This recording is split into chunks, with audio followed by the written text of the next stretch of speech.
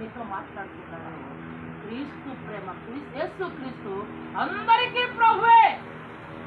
ఆయన ఒక్కరికే కాదు, ప్రపంచ యావత్తు ఆయన దేవుడు అయి ఉన్నాడు. అందుకే ఆయన అందరి కొరకు ఆయన రక్తము కార్చి ఉన్నాడు. ఆ ప్రేమ కావాలి మనకి, ఆ ప్రేమ కావాలి. అప్పుడే నువ్వు క్రీస్తు బిడ్డలుగా ధైర్యముగా చెప్పుకుంటారు. అంటారు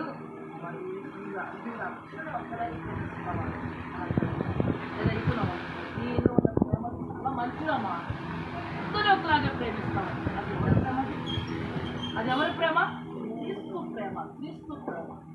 ఆ ప్రేమలో నువ్వు నిలకడగా ఉండాలి. ఇంటిలో కరువు వచ్చినా, ఉపద్రవం వచ్చినా, బలహీనతలు వచ్చినా, కరువు వచ్చినా, కట్టుకు వచ్చినా, ఏదొచ్చినా ఆయన ప్రేమ నుంచి నేను ఎడబాటు ఇవ్వాలి.